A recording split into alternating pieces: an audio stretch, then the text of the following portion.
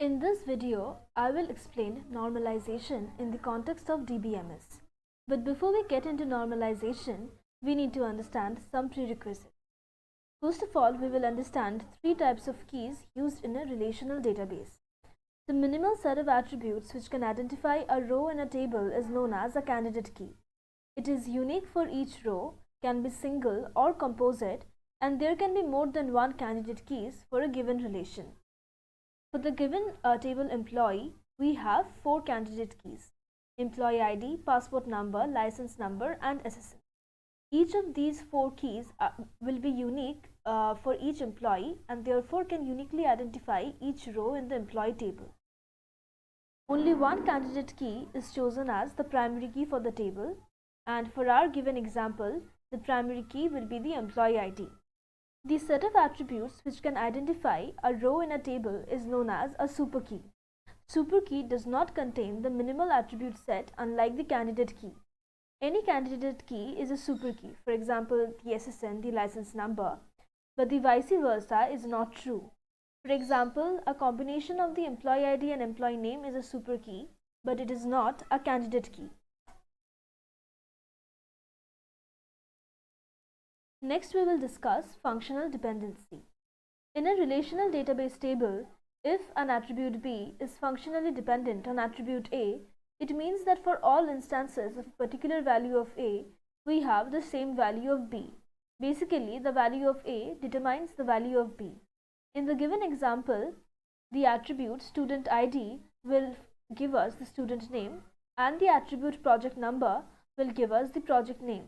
Therefore, we can say that student ID functionally determines the student name and the project number functionally determines the project name. There are two types of functional dependency: trivial and non-trivial functional dependency. If X functionally determines Y and Y is a subset of X, then the dependency is trivial, otherwise the dependency is non-trivial. We also have a third kind of functional dependency, which is known as the partial functional dependency. Partial dependency occurs when a non-prime attribute is partially dependent on part of a candidate key. In the given example of student table, we have two prime attributes, student ID and the project number. We see that student name is functionally dependent only on the student ID and not on both student ID and the project number. Hence, it's a partial dependency. Same goes for the second dependency as well, where project number functionally determines the project name. And lastly, we will talk about the law of transitivity. If an attribute A functionally determines the attribute B and the attribute B functionally determines an attribute C, then we can say that the attribute A functionally determines the attribute C. Now we will be discussing normalization. Normalization is a process of organizing the data in database to avoid data redundancy, insertion anomaly, update anomaly, and deletion anomaly. Let us first discuss the anomalies that occur when the data is not normalized. Say we want to update the address for the employee Rick in the given employee table. Since Rick belongs to two rows in the database, we need to make sure that the address is updated in both the places, otherwise it will lead to inconsistent data. This kind of anomaly is known as the update anomaly. Next, say we want to enter the details of an employee who is currently under training and is not assigned to any department. In such a case, we will not be able to enter her details if the department column doesn't allow null values. This is known as an insertion anomaly. Lastly, say the company is closing down a particular department and wants to remove all the entries for that department. Say a certain employee belongs to only one department.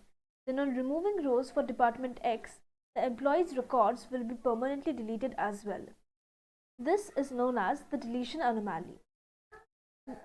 In this video, we will be discussing three normal forms that are used to remove these anomalies. First, we will be talking about the 1NF or the first normal form. The relation or table should not contain any composite or multivalued attributes. In the given example, we can see that some students have multiple phone numbers. To convert this table into its 1NF form, we need to have a separate entry for each phone number. Now we will discuss the 2NF or the second normal form.